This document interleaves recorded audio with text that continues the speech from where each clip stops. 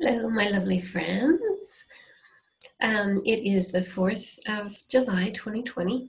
So we have a big eclipse coming up tomorrow, which is the third in a series, third and final in this series that we've had that's gone from June 5th through to July 5th. So we've done a lot of clearing, a lot of introspection, a lot of shifting of old patterns, of old beliefs, of whatever we sort of put into play through this time of isolation feels like it's been clearing whatever was holding us back from that. So that's always a good thing, the clearing. And the other day I was reading a card and it suddenly sort of took me down this path, which felt like a really cool way to define the process of catharsis using 3 of the major arcana cards, which are, consecutive. Because in a reading, you don't often get consecutive cards. So you don't get the storyline the way that the way that the tarot is defined. It does tell a very specific sort of story. And there are 3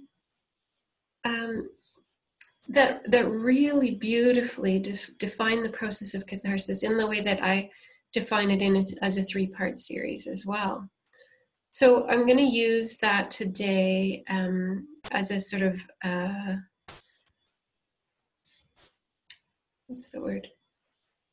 I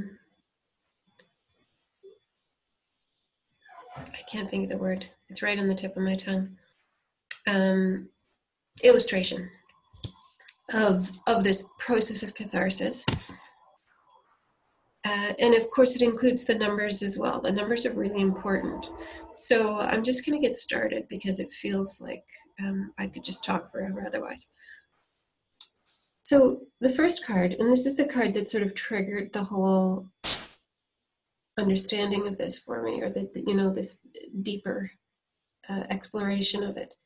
So this is the temptation card, number 15, which is the devil in the traditional tarot. This breaks down to a 6, which is about balance, harmony, home and family, sort of what's important to you. To me, this particular illustration is a really good one because there is this feeling of sort of being exhausted, chasing the fleeting riches of the external, of the 3D. And in catharsis, this is the point, the process of catharsis for me comes in 3 stages. The first is the point where you reach a point of exhaustion, you reach a point of surrender, where you say, this is no longer working for me. I don't know what else to do but surrender. So it's like you're no longer being tempted by the shiny objects and delights of what you might have been chasing before, but you've become so accustomed to it that you don't know what else there is, so you surrender. You reach that point of, it's a tipping point, really. So that is the temptation card, and that, for some reason, is what it was sort of saying to me this past week when I was reading it. Then as you look into it, the next card is the Tower. And this is a card that so many people fear. This is my favorite card because it's always, for me, been the catharsis card. But now I'm understanding, as the storyline progresses, of course, this is the point at which it feels like things fall apart because you've already done the surrendering.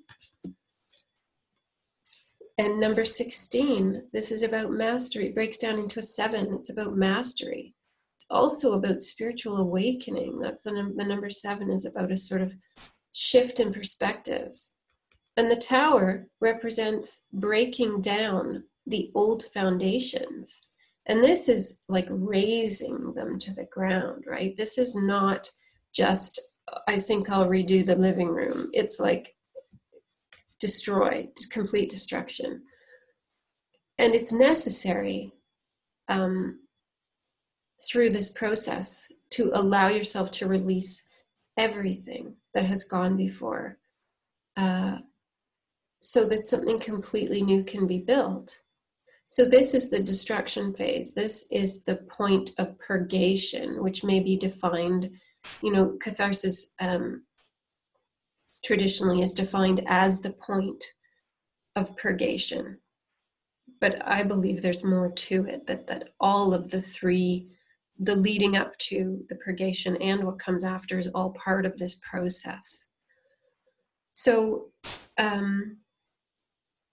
this is the point where it feels destructive and chaotic, but it also calls you into that state of mastery, of recognizing that something bigger is going on, that there is much more to this destruction than some sort of personal vendetta by the universe that is destroying everything you've ever known.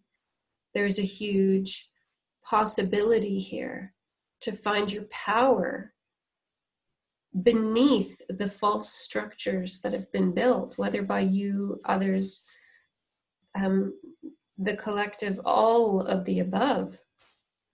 And the one thing I've found through studying catharsis is that when people reach their rock bottom point, instead of feeling powerless, they discovered that that's where their power lies. It's almost like there's a springboard there, which then catapults you out of that state of rock bottom into your most powerful self. So the key here is not to resist this destruction. So you move from this sort of comfort of the familiar, and yet there's no real joy or happiness here. It's just a sort of acceptance, not that acceptance is a bad thing, resignation that this is what life is, that you're chasing something, you're chasing things, or being tempted by the external world, and it exhausts you, and then you reach this point where you say, fine, show me another way. And that's where this comes in, the Tower, the catharsis card. So the vehicle for catharsis looks different for everybody, although sometimes we do go through collective experiences of it. Like I think this thing with the COVID-19 has been a collective call to surrender much of what we have held true as a collective.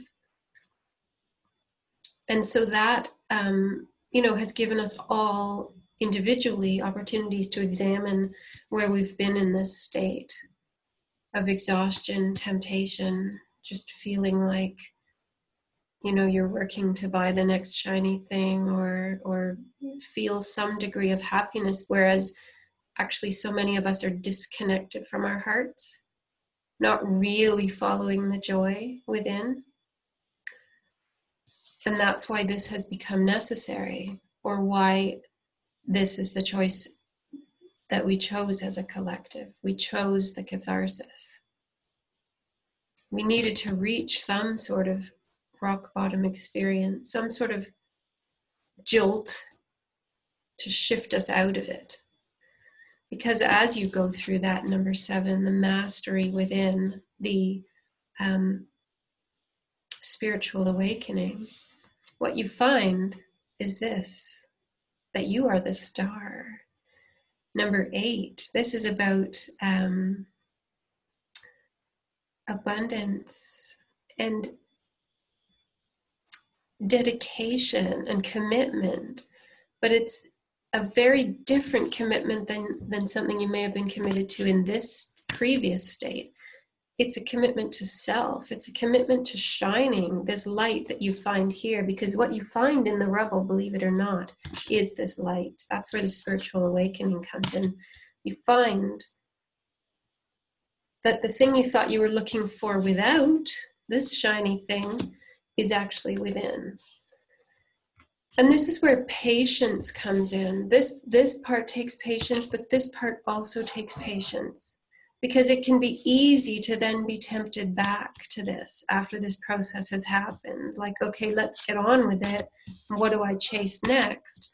This is asking you to actually just sit with this feeling of, who am I? What are my heart's desires? What is my heart and soul calling me forward to do? How do I best express that? And there's a real peace in it. And that until you align with this knowledge of yourself as the star, then the things that you've really wanted, the things you thought that this would bring, the feelings that you thought this would bring, have been elusive, which is why it was exhausting. And in this one, there's like this sort of internal alignment where you go, wow, the thing I thought would bring me happiness is not so much a thing as an experience, a feeling, a commitment to myself and my soul. So there's a real sense of realigning to different priorities, and first and foremost to yourself and your soul. So that is catharsis, and it's beautiful, and it's a process so many people fear, because we fear destruction, we fear letting go, we fear the unknown. And this is the part where the unknown comes in. This is so familiar, and yet familiarity, people find comfort in the familiar, but it doesn't mean it's good, right? The familiar isn't always a good thing. It's just a way to numb yourself from feeling what you're afraid to feel, which is this distraction.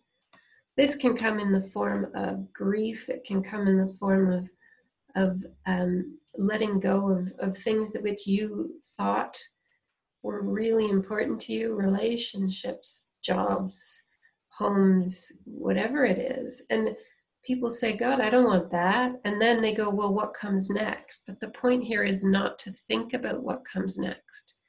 The point here is to dedicate yourself to the deconstruction, to the point where you feel free of any attachments to anything that was or could be, and allow this instead to guide you to the truth, because it's going to be very different from this. So it's just something to think about right now as we go through this eclipse, as we go through, as we come out of the end of this lockdown phase, and people talk about the new normal. But in some ways, the point is to actually release the concept of normal altogether, and instead understand that normal has to be defined for each and every one of us alone, individually. And that as each of us defines our normals, and each of us accepts that everyone else is defining their own normal, we reach a place of sort of symbiotic interconnectedness, where we're not judging someone else's normal. We're not expecting them to adhere to our normal. But it's just about saying normal is whatever it is for each and every one of us. And there's no shame in that. There's no, it sort of removes the construct of authority from without, and instead allows each and every one of us to find our authority and power within ourselves, to define life and ourselves and our existence in whichever way suits us. So that's that for today. I hope you're all well, and I love you. Thanks for being here, and I will see you again soon. Bye.